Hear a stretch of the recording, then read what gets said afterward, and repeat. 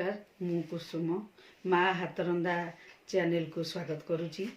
मु राउरकेला कहूँ।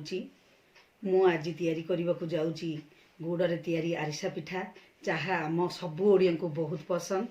आपण माने शिखिबे जानिबे निजे घरे मध्य करिवे।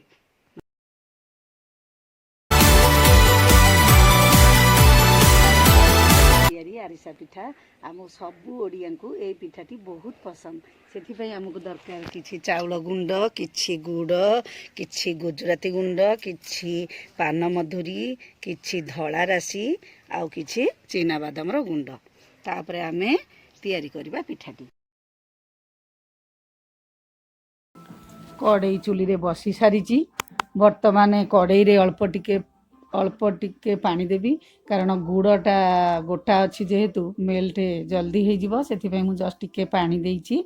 आउ गुड़टा पकईची। तापर आस्ते आस्ते गोलेला परे सी तरलिकी पाग हो तापर चूना पड़िबो।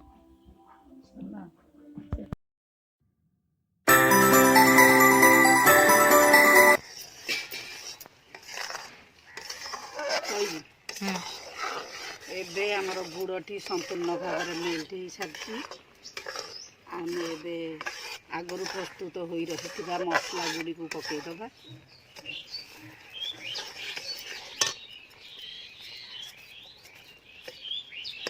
मसला गुड़ी को पकईदबा भल भाव में गोलई नेबा।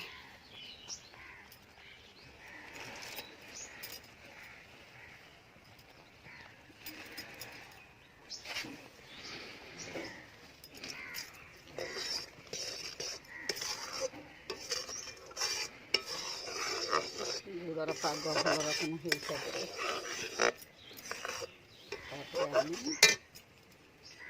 मसला पकई सारे एबे चूना आड करवा। आगु प्रस्तुत हो रही चाउल चूना को आस्ते आस्ते कर अल्प अल्प दे गोलेଇବା।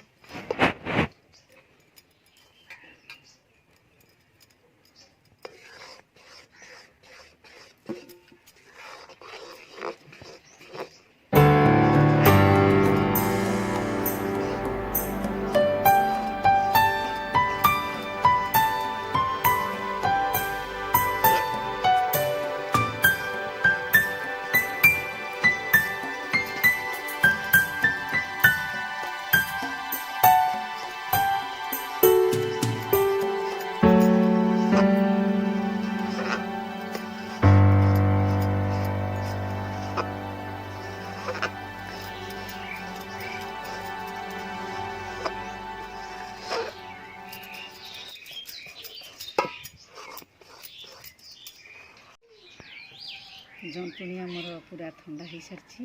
एबे आमे ताको छोट छोट करी गुड़ा करनेबा।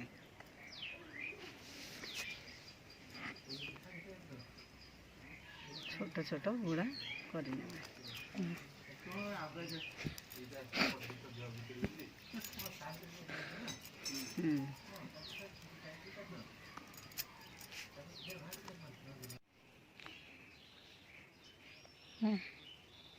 तेल ए संपूर्ण भाव में ताती सारा।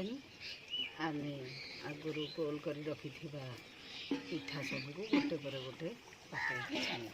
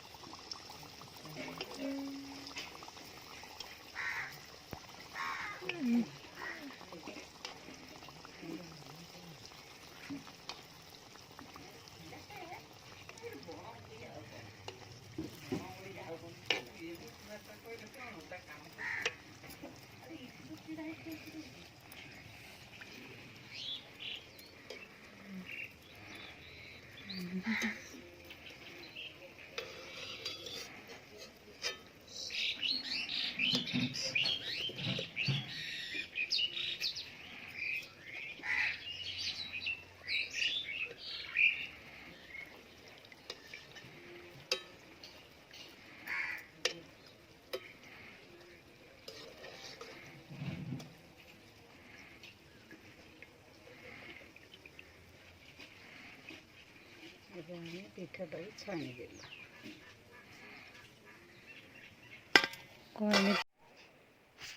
ପିଠାଟି ମୋର ସମ୍ପୂର୍ଣ୍ଣ ଭାବରେ ତିଆରି ସରିଗଲା।